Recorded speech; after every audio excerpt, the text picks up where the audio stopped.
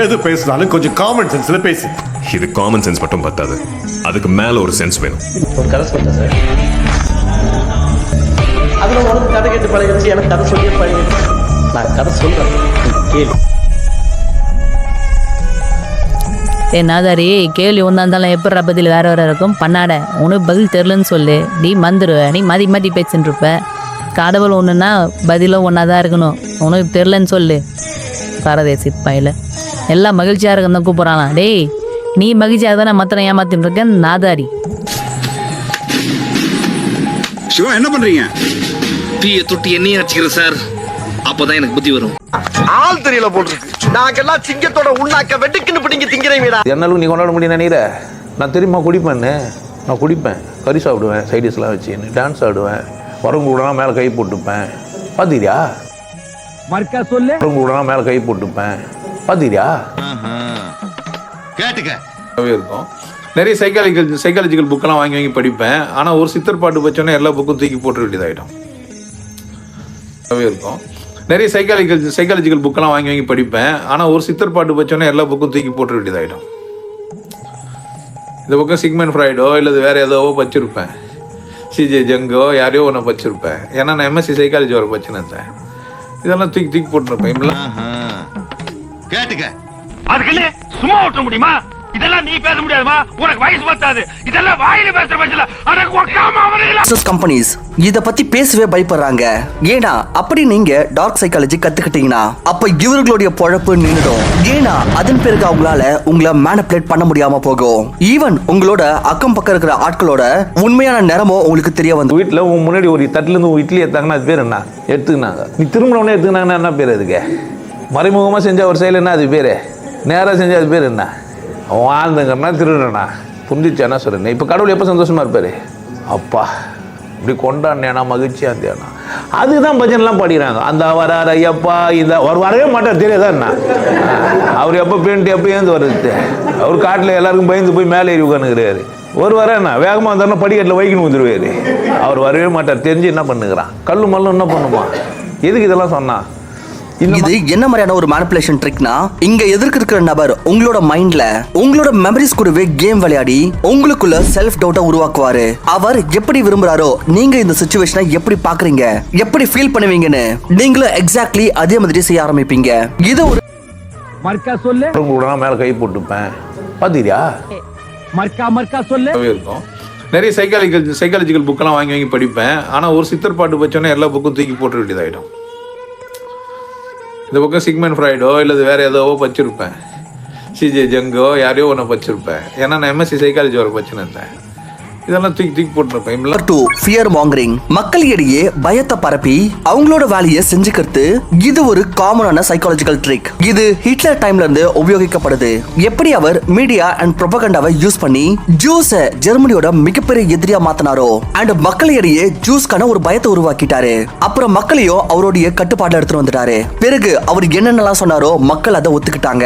இந்த விஷயம் இன்னைக்கும் ரொம்பவே காமன் தான். பாலிட்டிஷியன்ஸ் இதை யூஸ் பண்றாங்க அண்ட் பெரிய பெரிய கம்பெனிஸ் எதிரா ஒரு விஷயத்தை குறித்து பயத்தை உருவாக்கி உங்களுக்கு அவங்களோட ப்ராடக்ட்ஸை விற்க முயற்சி பண்றாங்க. ஒரு பாஸ்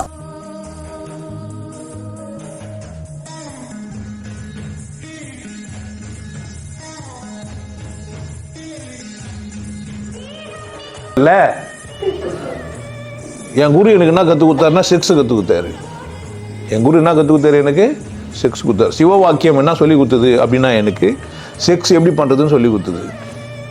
ஏன் யோகா மக்கள் உண்மையை தெரிஞ்சுக்கணும், கொஞ்சம் பாருங்க. காமநோயை விட்டு நீர் கருத்துளே உணர்ந்த பின் ஊனமற்ற காயமாயிருப்பன் எங்கள் ஈசனே. அறிவு கட்டி உனக்கு அதிகமாகிடுச்சு. நான் கேள்வி நிறைய கேட்பேன்.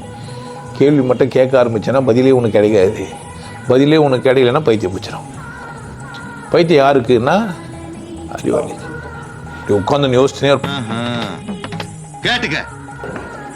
இப்போ நம்ம இது மாதிரி செய்யறோமே, பிள்ளைகளை வந்துச்சுன்னா என்ன பண்றது? அவள் தான் மேட்ரு முடிஞ்சிச்சு.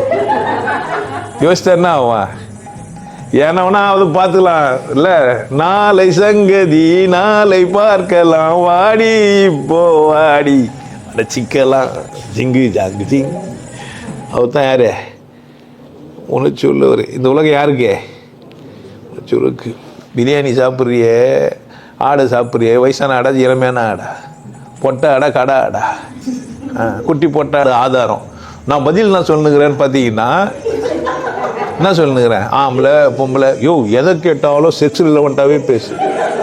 இந்த சாமியாரே செக்ஸ் சாமியாரியா? நான் ஒரு செக்ஸ் சாமியார். என் குரு எனக்கு என்ன தெரிஞ்சுக்கிட்டியா? என்ன அப்பப்போ பையனை பார்த்து புரிஞ்சதா தெரிஞ்சுக்கிட்டியான்னு கேக்குறீங்களே? அப்புறமா சொல்றேன், நீங்க மேல சொல்லுங்க. இருக்கும். நிறைய சைக்காலஜிக்கல் புக்கெல்லாம் வாங்கி படிப்பேன். ஆனா ஒரு சித்தர் பாட்டு பச்சோன்னே நீ ஒரு டுபாக்கூரு, உன்னை நம்பாதேன்னு இவங்கிட்ட எத்தனை தடவை சொன்னேன். இவன் தான் என் பேச்ச கேட்காம உங்ககிட்ட தான் ஜோசியம் பார்க்கணும்னு சொன்னான். அதனாலதான் உன்னை டேக் பண்ணேன். நீ சொன்னதுல ஒன்னாவது கரெக்டா இருக்காயா? இந்த ஜாதகம் இந்த பக்கம் சிக்மெண்ட் ஃப்ராய்டோ இல்லது வேற ஏதோ வச்சிருப்பேன், சிஜே ஜங்கோ யாரையோ ஒன்று வச்சிருப்பேன். ஏன்னா நான் எம்எஸ்சி சைக்காலஜி ஒரு வச்சிருந்தேன். இதெல்லாம் தூக்கி நம்ம உண்மையிலேயே தப்பு செஞ்சாலே யாராவது கேட்டால் நம்ம அக்செப்ட் பண்ணிக்கவே மாட்டோம். ஆனால் நம்ம செய்யாத தப்பை நம்ம செஞ்சோன்னு சொல்லிட்டு நம்மளே அக்செப்ட் பண்ணுற அளவுக்கு நம்ம பிரெயினை மேனிப்புலேட் பண்ண முடியும். ஒரு மனுஷனை கூட்டிகிட்டு வந்து 3 மணி நேரம் ஒரு ஃப்ரெண்ட்லி என்விரான்மெண்ட்டில் உட்கார வச்சு நீ இதெல்லாம் பண்ணியிருக்க, நீ இந்த மாதிரி க்ரைம் பண்ணியிருக்க, தப்பு பண்ணியிருக்க, இந்த மாதிரி எதையாவது ஒன்று சொல்லி ஒரு 3 hours அவங்கள வந்து எக்ஸாமின் பண்ணி பேசி கொஞ்சம் அப்படி இப்படின்னு எதனா பண்ணி அவங்க பிரெயினை ஒரு டைம் நம்ப வச்சிட்டோம் அப்படின்னா அவங்க அதை ஸ்ட்ராங்காக நம்பிடுவாங்க. அதுக்கப்புறம் நம்மளே போயிட்டு நீ இந்த தப்பே பண்ணலை, எதுக்கு இப்படி அக்செப்ட் பண்ணுற அப்படின்னு கேட்டால் கூட அவங்க ஸ்ட்ராங்காக சொல்லுவாங்க, இல்லை நான் தான் அந்த தப்பை பண்ணியிருக்கேன், பண்ண எனக்கு தெரியாதா அப்படின்ற அளவுக்கு ஸ்ட்ராங்காக பேசுவாங்க. இதுக்கு பேர் தான் டார்க் சைக்காலஜி. நம்ம பிரெயினை எப்படி வேணாலும் மேனிப்புலேட் பண்ண முடியும். இந்த விஷயம் உங்களுக்கு